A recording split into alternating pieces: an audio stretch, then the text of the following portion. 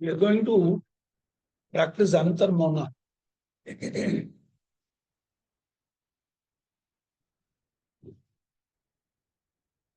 Antar Mouna is a Raja Yoga practice. In Raja Yoga, the state of the mind plays a very important role. Hatha Yoga prepares you to have an experience of Raja Yoga. When you have blocks at the pranic or the physical dimensions, attempting to become self-aware is futile, doesn't happen. So the practices of Hatha Yoga, whatever you have learned and you've been doing, gradually prepare a condition inside you in which you can use awareness as the tool. Ha and Tha. These are the two opposing forces which sustain this universe. Ha and Tha are the vital and the mental dimensions which are sustaining this whole universe. Vital is material in nature. Your body is made of the vital quality. All matter is made of that vital quality. But how does your body know that it has to maintain this shape? Right? Tomorrow morning when you wake up, if it becomes water, you wake up and you find that there is only water is there, and then you have to call that as you. What will you do? Right? So every element, combinations of elements, all of them are guided by some mental component. So these are the two forces, the vital, the physical, the manifest material component, and the mental component which allows perception to take place. These two together, you are experiencing a continuum which you call as me. It's like a river. You stand at a point and see the river. You see the river, but the river does not have the same water that was there 1 second before. You are not Vidya. You call yourself Vidya. And you got completely identified with that. You're continuously flowing. These two forces are continuously flowing. Your body is not the same. Every moment the body is going to change. Mind is not the same. Every moment mind is going to change. And these two together are projecting an appearance. And we live as that appearance. We live to appease that appearance. We live to protect that appearance.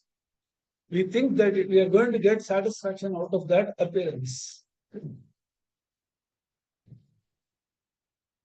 But when these two are balanced, when Ida and Pingala are balanced, both of them stop contributing to the experience. You don't have mental component, all your memories, all your identity, all your emotion, all your knowledge, all of them are stopped. They are not available for your experience. Your body, the physical weaknesses, the physical capabilities, they are also not available for your perception. Both of them cancel each other. You don't have a body to experience you. You don't have a mind to experience you. When you don't have both, when you can't have the experience of the body, who are you? when you can't discover the memories that you have installed in you, which make your identity, when that is not available, you go, that is how you feel. First time when I had this experience, I got shit frightened because Jayagopal is lost. ஐயோ எங்க காணாம போயிட்டான்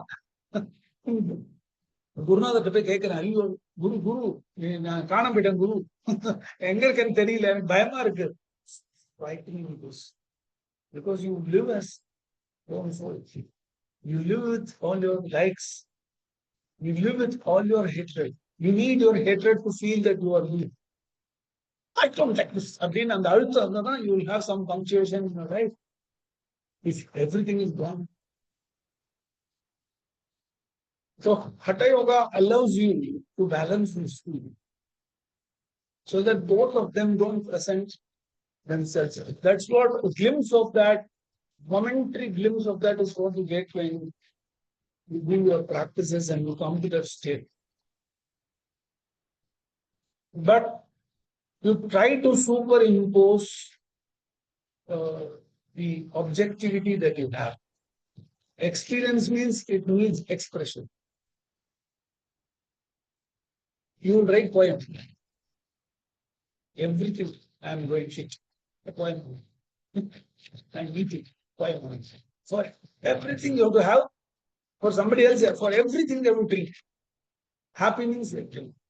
Sad means they will drink. Nothing means they will drink. So there is an expression. We want to convert everything into tangible, expressive object. That is the mistake that we do. So how to not do this mistake? That's what we are trying to learn in Antar Mouna. You hear something, you have to decide whether this is right, I don't like, I want to hear. At least you should have a reaction of curiosity. Right? Or you should say, I don't like this. Or you say, oh God, I like this so much. You have to put it in one of the sorting boxes. Every moment, continuously, you are doing this. Every moment you are doing this. And this is happening based on the conditioning that you have etched upon yourself. They are called as pratyahas or vasanas. They got stuck to you.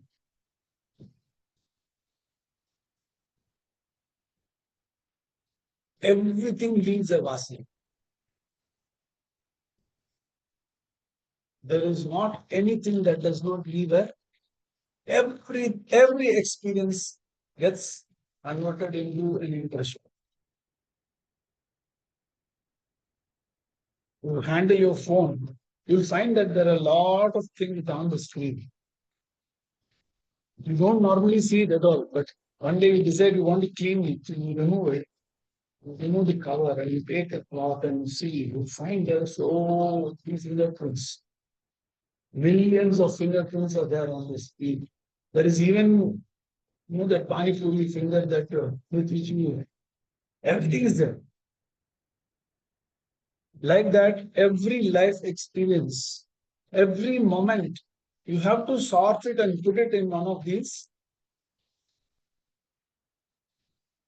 Like it, hate it, want to know what it is. Somewhere you have to put it. You are never just the observer that you were as a baby.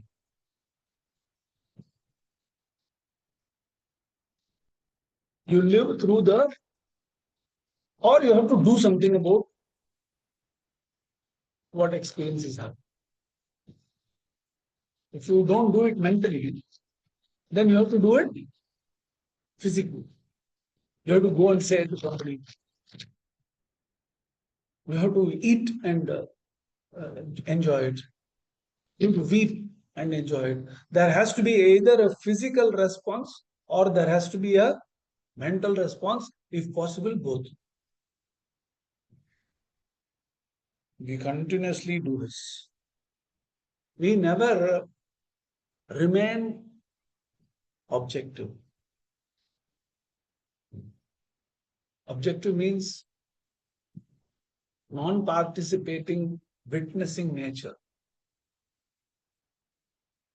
So in Antar Mouna, we have to develop this new habit. That's what we are learning. A sense experience is coming. If a sense is there, then the object is there, it shouldn't be clear. So when a sense experience is coming, what are you supposed to do?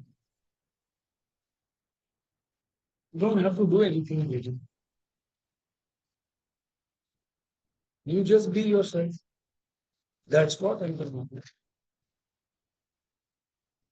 And that habit has to be developed. It is the opposite of the habit that you have. You have to either sort it or you have to do something based on the sorting that you have done. There is a seamless gap. No gap is there.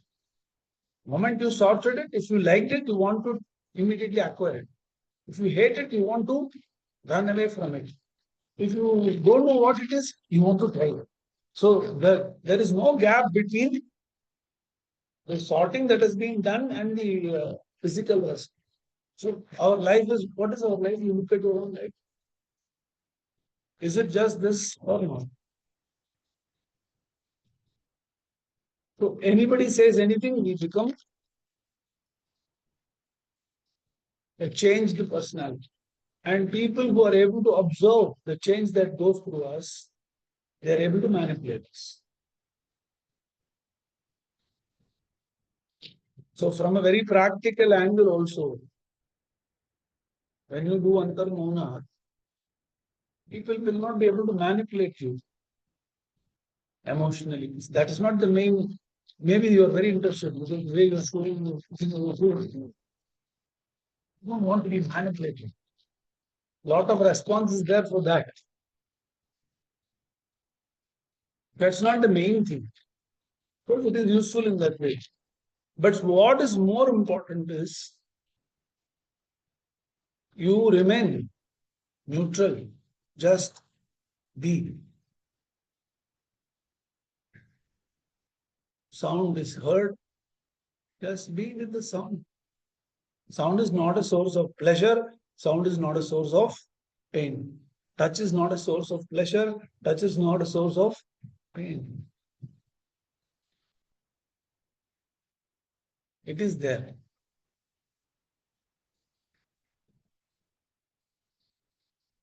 Like this, next stage, you start being when there are thoughts.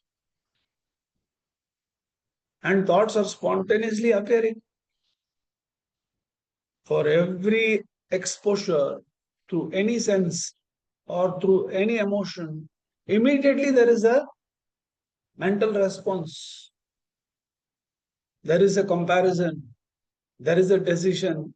There is an impetus to react. I mean, I have to have an opinion about everything in this world. Tell me, I will tell you why. And tell me, I will make a talk.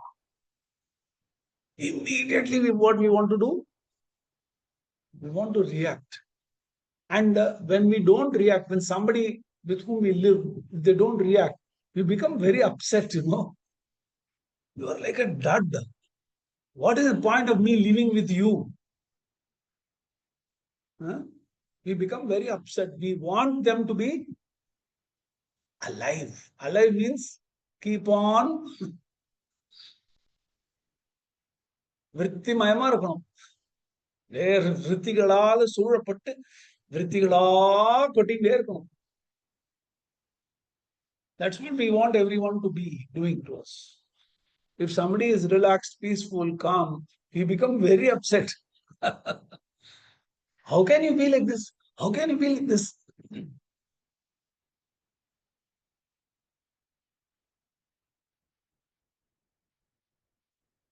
Over a period of time, this being, nature, will become your way in which you will start living your life. And it will allow people to also bring out the best and highest qualities that are possible for them. Otherwise, when you say something that can detour their capabilities. So, in Antar Mouna, essentially what we are doing, we remain in our natural position of being the observer. That we start with the senses, because even before the mind takes a response, through sense, the world is coming inside you. Smell is coming inside you. Touch is coming inside you. Moment touch has come, there is no other option. Mind has to respond to that touch. Mind has to respond to that smell. Mind has to respond to that experience. Mind helplessly receives these inputs. That is why it is said that sensory integration is the first step. Even last week when I was returning from ashram, Geetama was telling me about one. She quoted a verse. Yogasya pratamam dwaram vang nirodha. The ability to restrain the tongue is the first gate to the experience of yoga. So she was asking why it is said so. And I was explaining to her. Indriya Nigraha, it's called. Sensory integration. Where we first start observing the way in which we have conditioned our senses. I can't survive without this. I can't be without that. There are so many things which we have converted into our needs.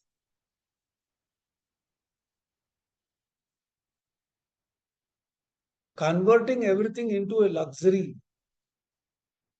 Swami Paramarthananda says about this very beautiful statement he makes. Converting everything into a luxury. Wow, what a beautiful way to look at life.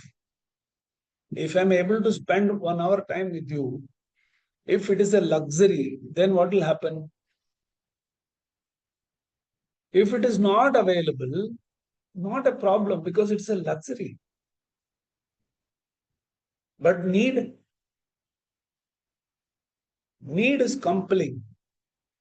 If I say I need to talk to you every day, imagine if I tell you every day 3 times I have to talk to you for 1 hour, puja, otherwise I will die. What will happen to you? It will be devastating. It can even be your husband. I mean, there are some times when you want to be free. And if that time they say, no, come, sit in front of me. You are the darling of my life. They say that and they don't allow you to be free. It is very suffocating. Right? It's very suffocating. Touch can be very suffocating. Sound can be very suffocating. Smell can be very suffocating. When we want to be free of it, we should have the ability to be free of it. But if it becomes a need, then it is very hurting. Do you understand? How we can convert every need into luxury? If we are able to convert one need into one luxury, when it is available, we will appreciate it. We will cherish it. We will adore it. And when it is not available, we will respect it. Because a luxury is gotten sometime. You can go in a business class flight. Sometime once in a while you can go. You can go and stay in a 7-star hotel. Once in a lifetime, anybody can go and stay in a 7-star hotel. It's a luxury. That is why in India, we have the system of going on yatras. Nowadays, everybody is doing 3-star, 5-star yatra. They get into a flight, go and get down at Kashi, check into one welcome group hotel, and in a chauffeured car, they go up to the ghat, get down the ghat, put their big toe in the Ganga. Ah, yes, I am done. Kashi yatra is over. The purpose of yatra was to convert all needs into luxuries. Because you start living a very bare, basic life, simple food, simple dressing, simple life, high thinking. Thought is about Brahman. Plate mein hai poha. Nothing more. Don't care about what is being fed to this body. Something is given. Something has to be given, right? So something is given. Mori, poha, அந்த சட்னியில கொஞ்சம் தாளிச்சு கொட்டிடுவேன். சாகிற போது அதுதான் நிற்கும். And unfortunately,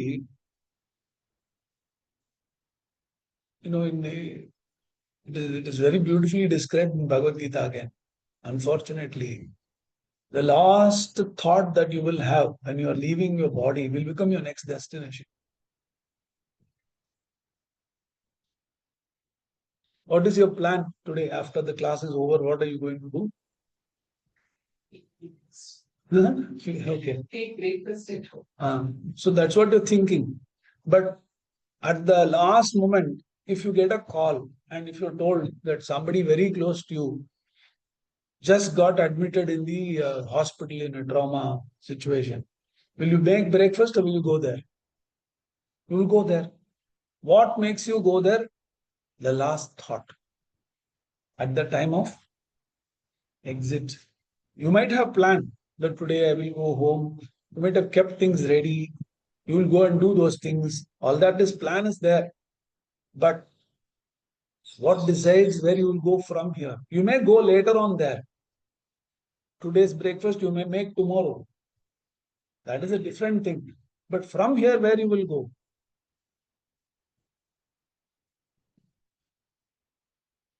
The last thought at the time of exit. You may be thinking, even as you are leaving, you may stand there, you may then stand there, then you may stand near the gate.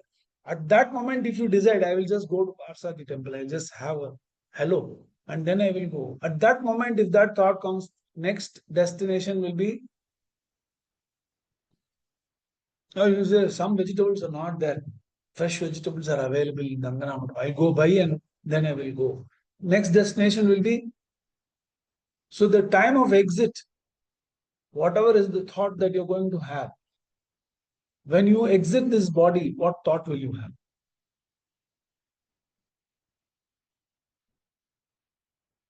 Will you not have thought of cockroach?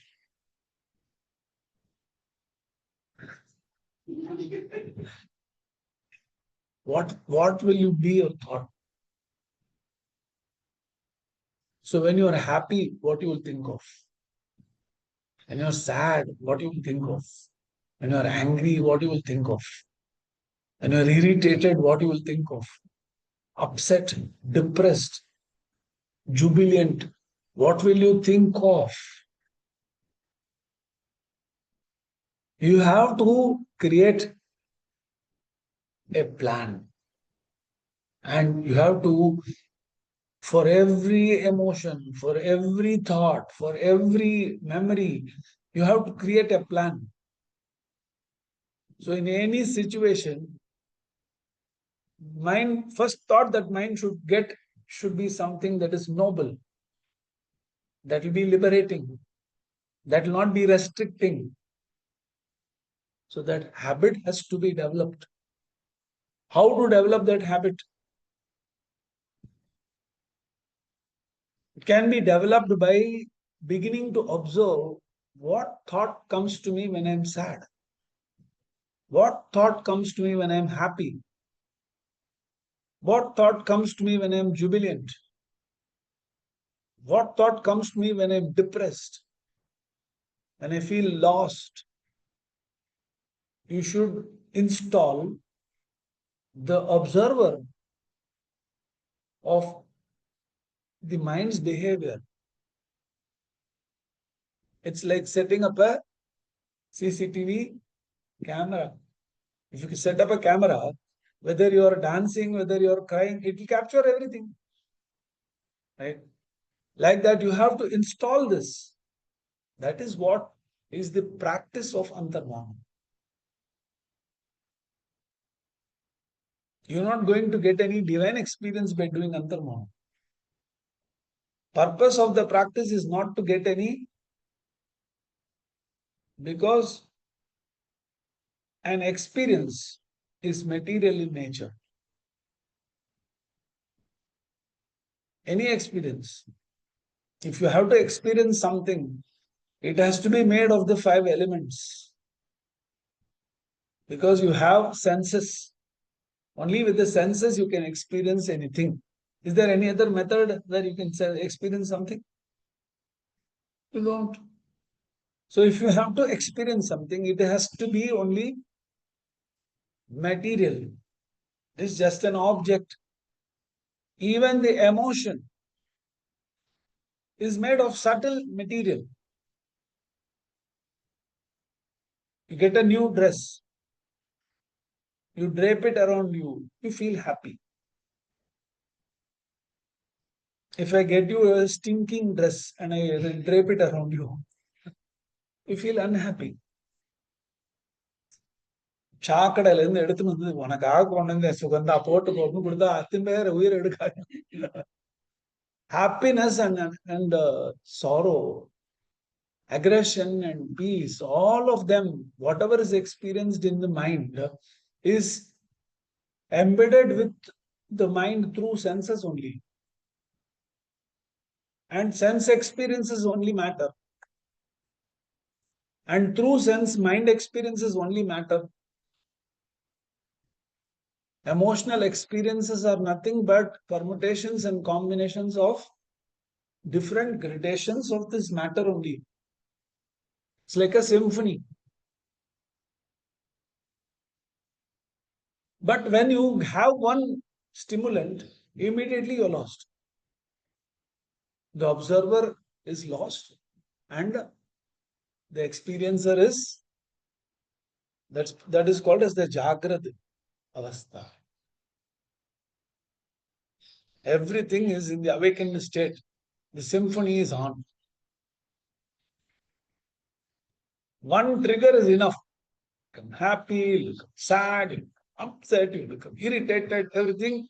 You will never observe that you are being triggered by this particular trigger. What are my triggers? What is my habit? Just to be able to observe them. So the stages of Antar Mouna are designed in such a way that you can observe your response to sensory stimuli. Sound is there. I hear this sound. Somebody is selling idiyapo, idiyapo, they're shouting and going. Immediately there is one response. I know why they make it. Hygienic or not, I don't know. எதுக்கு respond அவன் இடியாப்பம் போறான் உனக்கு என்ன? For everything, your memory is invoked, your emotions are invoked, your knowledge is invoked. All of them come to the forefront. You become the actor, the participant. And you have to come to terms with this.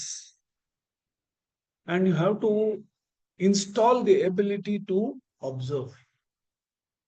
That is the purpose of Antar Mouna.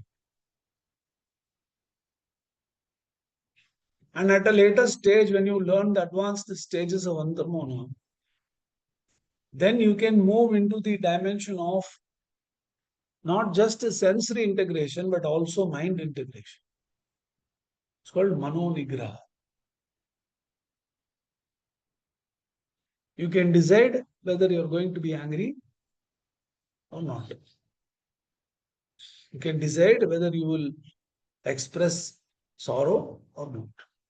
Look at how, when America is very badly mouthing India, how the Indian administration responded this time.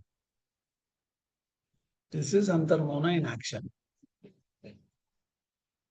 They went on saying it's a dead economy. I mean, how can, if I say Puja, no, I know Puja, a beggar family, how will you immediately react? How will you react if I really tell it out? I call up your relatives, some few people, and say, Puja, no, Makija family, I know they're all bekar family, kuch nahi hai unke paas, all beggars. You will burst like a bomb. If you don't have the capacity to burst to me, you will at least lament to 100 people what they have. You will get all kinds of words. But when this country behaved like this, what did India do? Kept quiet. It was measured, well decided diplomatic response. They just kept quiet. So you can decide. But when Pahalgam happened, again, it was decided that it will be done. And nobody was spared. So decisiveness, ability to, uh, you know, pick your response, guide the response. So if no response is required, you'll keep quiet. Now there is no option. I have to respond. It happened. It is forcing me to react. You don't even have the capacity to respond. You are reacting all the time. So in Antar Mouna, there are 6 stages. We've already done stage 1 and 2. In stage 1, we become aware of the sense experience. We become an observer of a sense experience. We establish ourselves as the person or as the entity which is aware of the sense doing its function. Ear is there, sound is there, it's hearing it. Sound is not a source of my happiness. Sound is not a source of my pain. Sound is there. So establishing yourself in that position, becoming aware of touch, becoming aware of smell, becoming aware of taste, and remaining as the being, as the observer. 3 things are there. The object is there, the sense organ doing its function is there, I am there. I am observing the sense organ doing the function of hearing, smelling, touching, tasting. Touch itself is not source of pleasure. Even in practical understanding, you will know. Is touch a source of pleasure or not? Do you get pleasure from touch or not? You get pleasure from touch. If your appa hugs you, how do you feel? You feel protected. You feel loved. You feel wanted. Correct? But if somebody going on the road says, hey, Baba, get him cigarette. I don't ask you, get him touch is itself not a source of pleasure or pain. It is how you feel about that. It is how you decide whether it is a pleasure or not. Otherwise, you can hug everybody. You can smooch everybody. What is wrong in smooching people? Hey,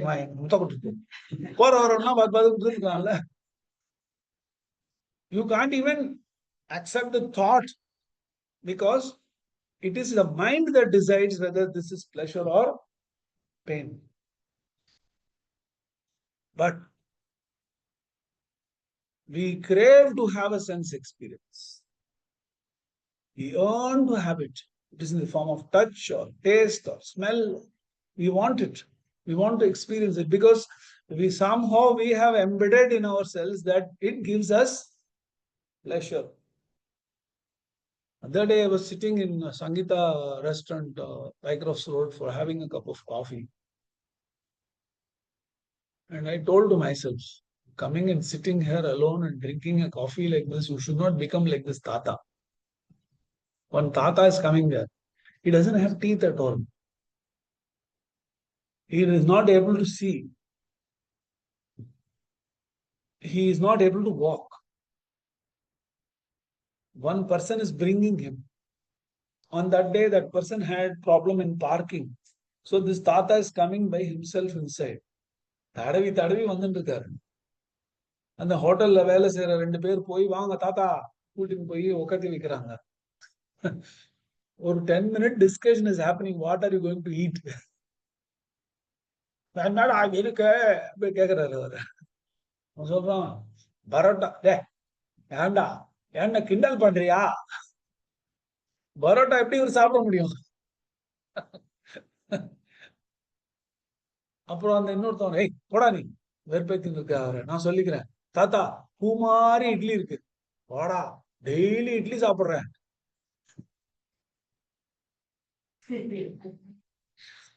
I mean, this guy is not even able to walk on himself. He's not able to see. If they had given something white and called it idli, he will not know what it is. He will eat it and then only know. That is the kind of his sight. Today, you may think that I am not, so dependent on senses and all. You may think like that. But without knowing, you may be a slave to some of your sense experiences. You may be enslaved to your ideologies and thought processes. It's very tricky. So it's very important to observe the sense, the world providing an experience to that sense, and knowing that I am the observer, establishing yourself in that position. I am observer. I am observer. Observer. Sound is coming. I am observer. Somebody is abusing you. You don't have to take that as abuse. You can take that as sound. Sound. And you will have habit. Sound is there. Ear is hearing. I am free. It will be real freedom. And if somebody is doing too much, you will be able to take a sickle and cut their neck, if that is warranted. You will have the courage of conviction. So, I am saying this not that you are going to take a sickle and go like a Kali, Navaratri is coming. Not for that. I am saying this because I don't want you to understand wrongly that we are asking you to be like a dud, not reacting to situations of life. All experiences are happening. I will go through all experiences. Let anything. I'm not asking you to be like that. India became like that.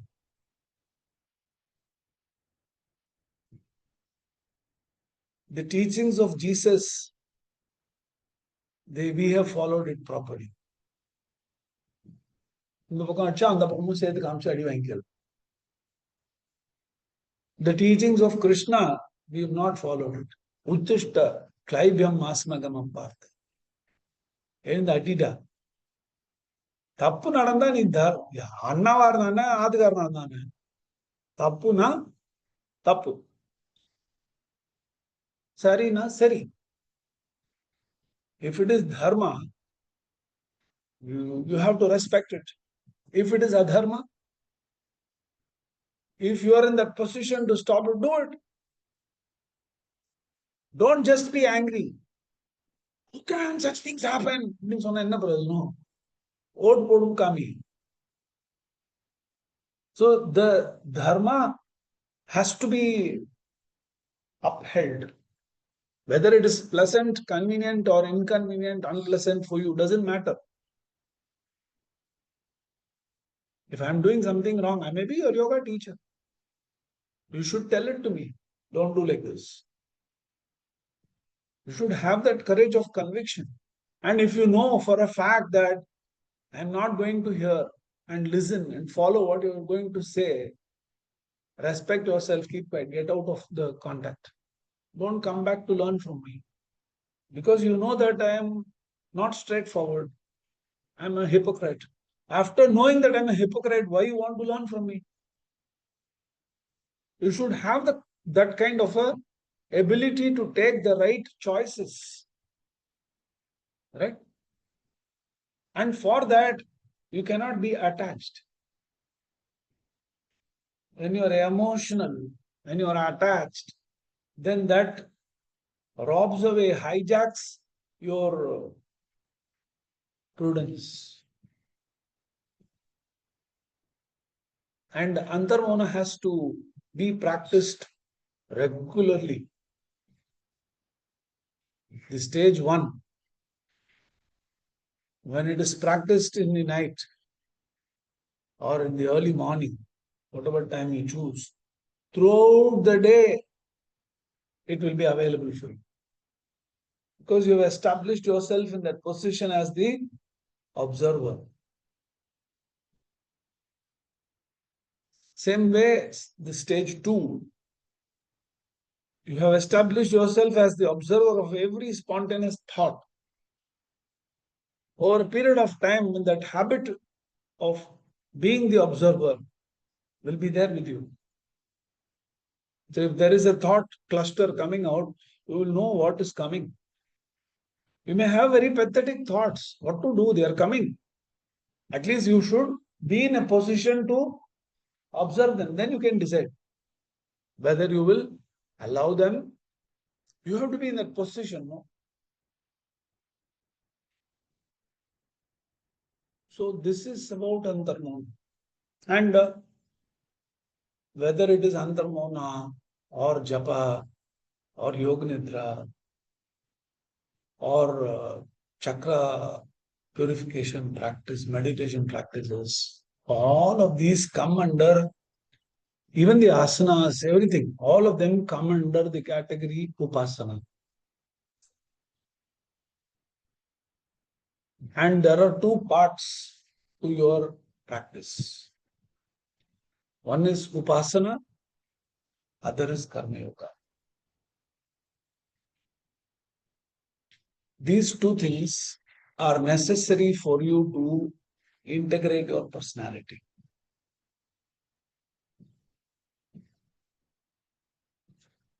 And there are 4 yogas that are popular that Swami Vivekananda first pronounced. It was not known as separate names or entities prior to that. It was first time it was proclaimed by Swami Vivekananda that there are 4 different. Actually, there are not 4 different yogas. They are one. For understanding purpose, it is one house with 4 rooms. If you have only kitchen, you can't live in that place. If you have only bedroom, you can't live in that place. If you have only living room, you can't live in that house. If you have only toilet, you can't live in that house. House means you have to have all these. Like that, yoga has all these. But you have to have some distinction. There is one place where you go and lie down. There is one place where you will eat. வாங்க வாங்க சாப்பிடலாம்னு சொல்லி எல்லாம் toilet பக்கத்துல தட்டு போட்டு வச்சா. So each yoga has a purpose. Like how each room and facility has a purpose. One room cannot provide you the other purpose. You can't cook inside the toilet. You can't eat inside the toilet. You can't sleep inside the toilet. You can't cook on your bed. Right? Like that, the different yogas, they individually contribute to certain things and make an overall improvement in your personality. Upasana provides you with the experience of one-pointedness. It helps you to overcome uh, distractions, and it also helps you to overcome sleepiness. Upasana practices, when you do enough asanas and a good amount of pranayama, you don't feel sleepy. Otherwise, you may feel dull, particularly if you want to do a one-pointedness practice like a japa. We did a japa today. Here we are doing it loudly, so even if you go out to sleep, I am shouting loudly, so you will, yes, I am you'll get back to it.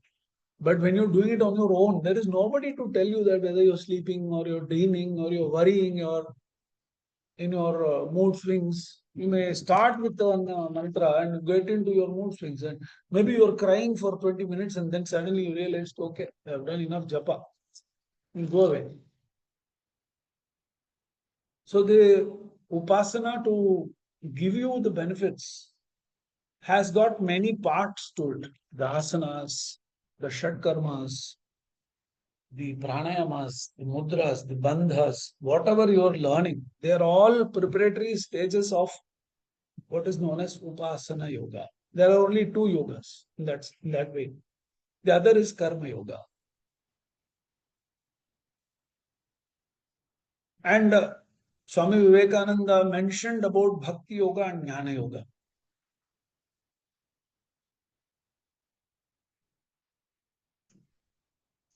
Bhakti yoga is the state in which upasana happens effortlessly. Bhakti yoga is it is a effortless experience of one-pointedness of mind. There is no other lakshya in life. The object towards you have bhakti, mind is drawn towards it. There is no need for doing a concentration practice and all. And for those who do not have bhakti, all the concentration practices and all will help. They are all aids. In fact, upasana and bhakti are two faces of one same thing. In upasana, you have an object towards which you express your devotion. It is a refinement of your bhavanas. I don't think you are able to understand what I'm speaking. So, I think your cup is full. I will not speak today on it. But one day I would like to speak about these four. About what is bhakti yoga, about what is karma yoga, what is jnana yoga, and an understanding of these things. You are already learning all of them, but to have an understanding will also be very helpful.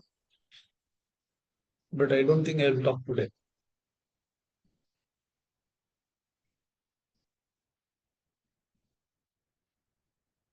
Any questions?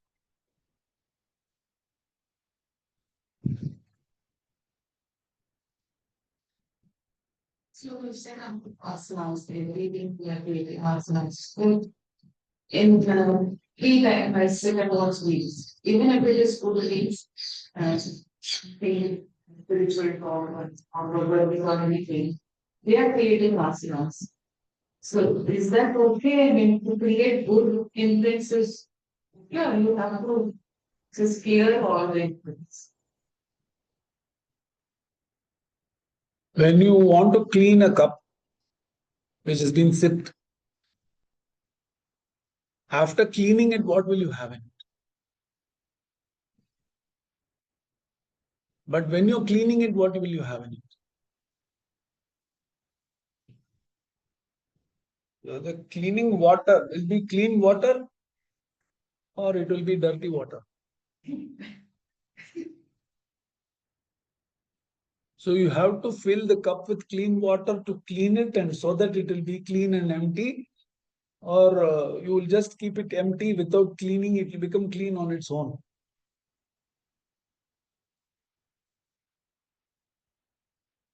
Sadvrittis are the first step. Sadvrittis have to be developed. And later on, sadvrittis can be wiped off. Yeah, the cup has to be empty, right? If you keep water in it, how can you pour juice? How can you pour a coffee? You can have a clean water as long as you want to clean it. Once you have cleaned it, then you wipe it and turn it and put it down. Right? But that happens after you've cleaned it. You have the soup in the bowl and you take a nice cloth and wipe it. It will not be clean. You have to pour water. You have to use one agent like some powder or some liquid which will remove the smell, which will remove the stain. A sadvriddhi is like that water. A sadvriddhi is like that liquid cleaning agent. It will remove the impression of the leftovers. Leftover is what is vasana. And that old man I was talking to you about, he has the vasana of the murku he has eaten, the chapati he has eaten, the puttu that he has eaten, of all the things that he has enjoyed with his tongue. Right? Nothing is working now. He cannot eat it also, but he wants to come, sit there, ask what is available. Finally, he had a coffee and went away. He just wants that Shravan Ananda. என்ன இருக்கு தோசை மசால் தோசை ரவா தோசை பொடி தோசை எண்ணெய் தோசை நெய் dosa roast parotta chapati நான் குருமா இதோட ஒரு 50 பேர் இவ்வளோ ஐட்டம் சாப்பிட்டுருக்கேன் லைஃப்ல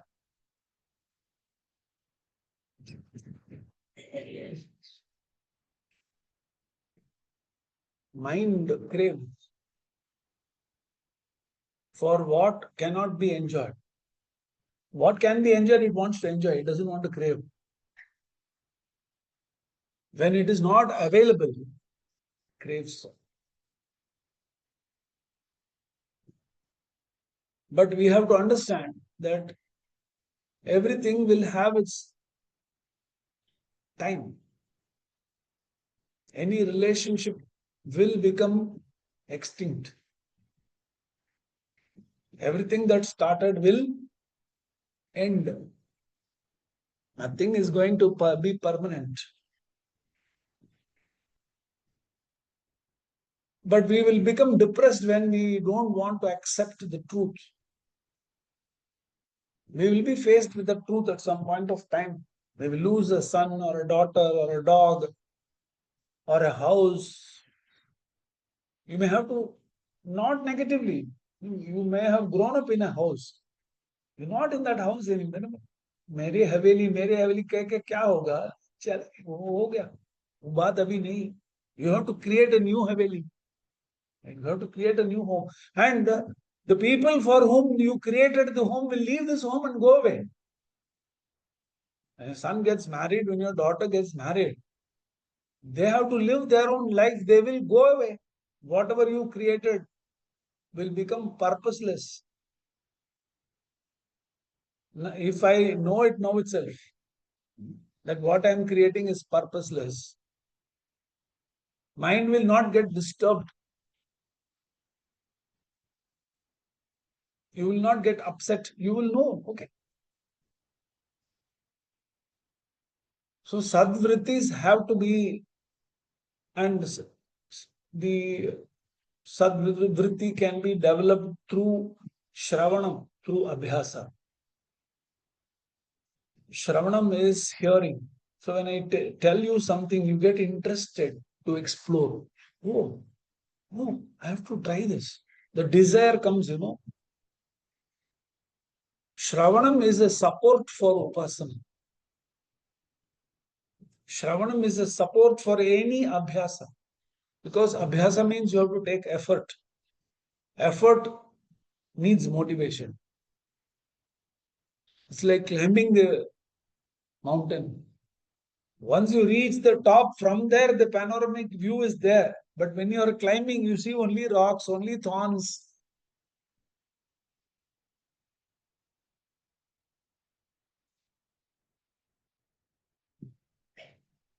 Understand? So you have to replace your durvrittis with sadvrittis. Thank you. Hari Om Tat Sat.